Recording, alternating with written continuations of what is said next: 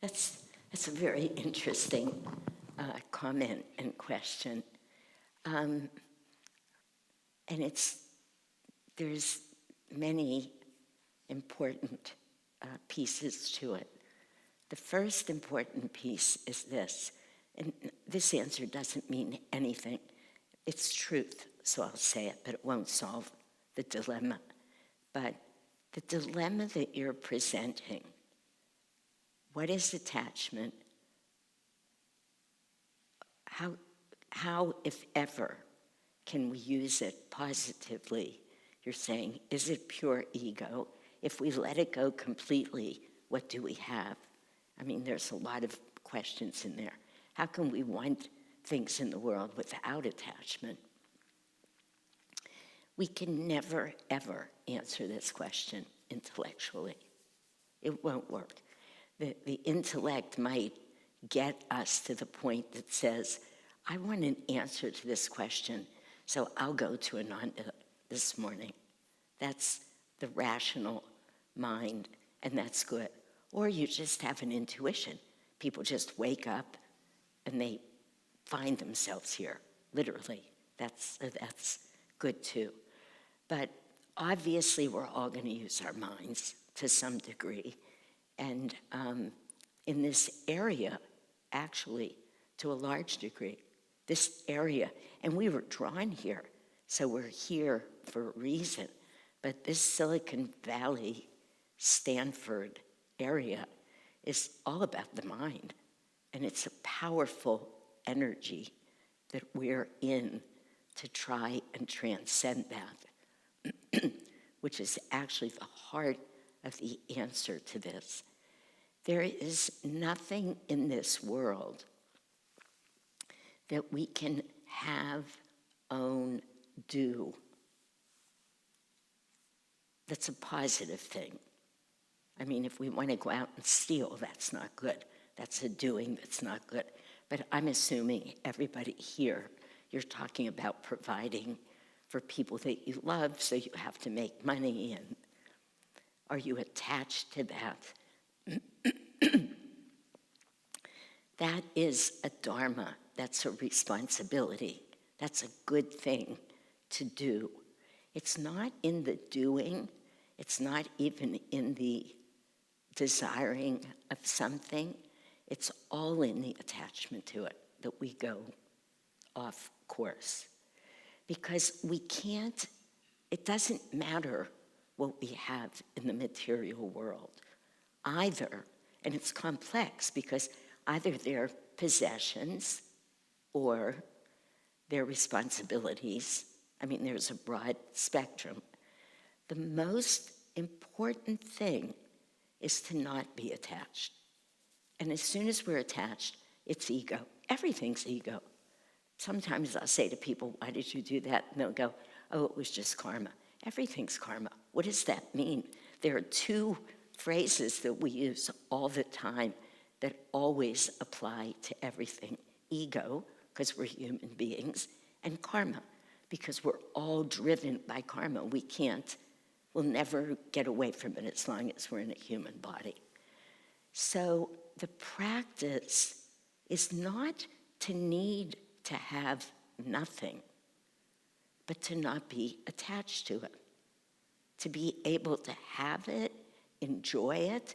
This is actually even true when it comes to something like our children.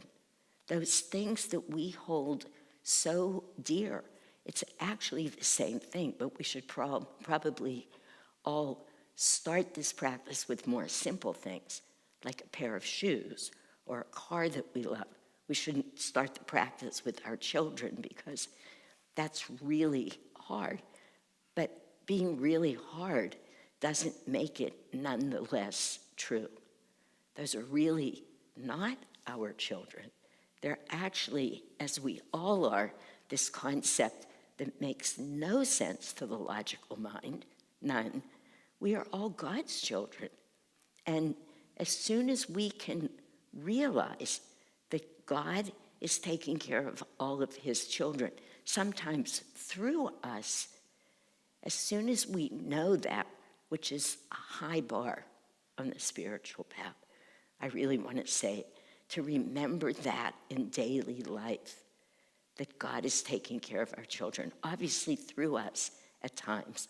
But if we spend more time meditating about helping our children and looking for the intuitive answer than trying to manage their lives for them, we would be doing them a bigger favor, actually.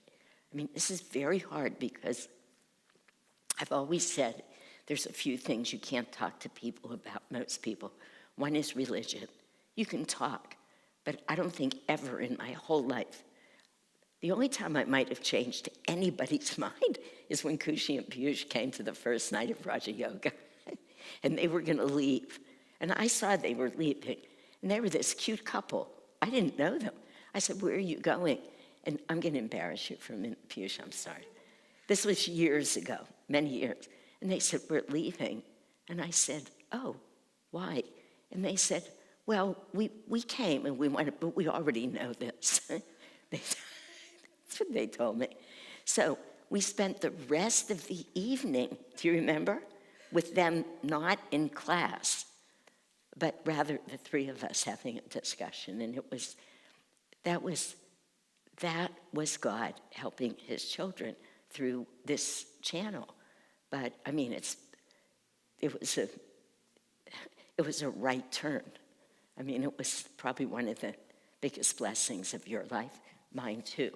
But the point is to know that that's often happening. I'm sorry, I know I'm speaking about a lot, but your question asked a lot. As soon as we're attached to something, it's ego. If we're unattached, then it's God's will. And that's a huge difference. Have any of us in this room worked out all of our attachment to everything? Of course not.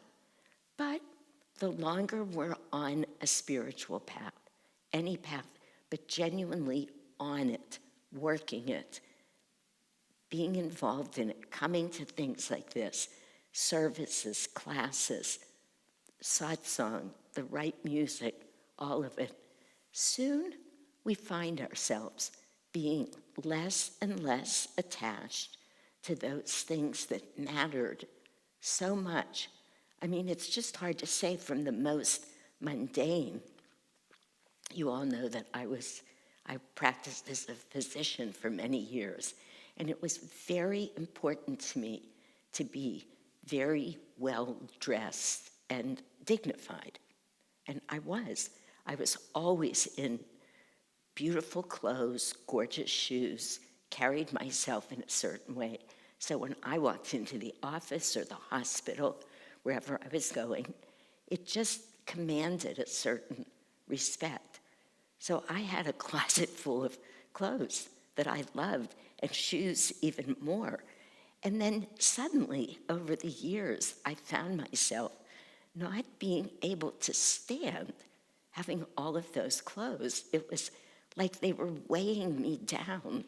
And I was still working, but I started giving away things until every year I had to just give away huge amounts of my closet. There's almost nothing in it now. I didn't even have to work on it. People who drink excessively, who smoke cigarettes, who are in the world in ways they would rather not be. The deeper you go on the path, it's the best way of getting rid of attachments rather than trying to fight with the attachment. Does that make sense? Does that make any sense to you, Martin? Because attachment is the nature of the human condition. And that is exactly what we're up against. And it's almost like walking down the road carrying 10 suitcases. It's hard to move, but as you're willing to let go of one, then another, soon you can move freely. You move more quickly, you're lighter, you're freer. And it's that image and that analogy. It's not chiding ourselves as much as it is recognizing that we're attached to many things, and that never, ever, it doesn't even bring us what we think we want. The attachment doesn't get us there. I hope I'm saying enough because it's the essence, again, of the spiritual path. But I'll just share one more story with you that many people here know. A man came to Yogananda once asking for help with many things. And in the course of the discussion, Master said to him, "Do you smoke cigarettes?" He said, "Yes, I smoke cigarettes." Master said to him, "You may continue to do so." The man was really surprised. This is a true story, by the way. Then Master Yogananda said to him, "Do you drink alcohol?" And which Yogananda would tell us is, what's the word he would use? I can't think of it. If anybody thinks of it as I speak, tell me. But of all the delusions, sex and then alcohol are the highest delusions because they drive us out away from a higher path. You know, when you're drinking too much alcohol, you're not typically in a state of uplifted consciousness or deep meditation. He says to the man, "Do you like alcohol?" "Oh yeah, I like a drink." Master said, "You may continue to do so." "Do you enjoy being with women?" He said, "Oh, I love being with women." Master said, "You may continue to do so." And the man was like, "What? Here I am sitting in the company of an avatar, and he's telling me to do all of these things." But after what I'm sure was a pregnant and meaningful pause, Master said, "But if you follow this instruction, soon you will find yourself not wanting those things." So attachment is not an intellectual concept. It's the ego deluding us. But if we fight the ego or transcend it through a spiritual practice, again, we win. Otherwise, it has us, and we're attached. And believe me, I mean, I feel that in my mind many days. I practice letting go of the few things I have. I love my car. I have this little pale blue Volvo. You know, when I went to buy it, I said, "No, I can't take that car. It has to be blue." And the guy said, "It is blue."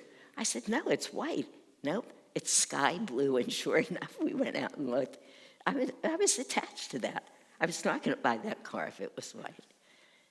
But every day I look at the car and I say, "You're sweet, you're a good car, you're serving me, it's a Volvo, it's a good car, a safe car." And when I have to let go of you, I have to let go of you. But it's harder with my puppy. It's much harder with Max. You know, it's just the way, how it is. So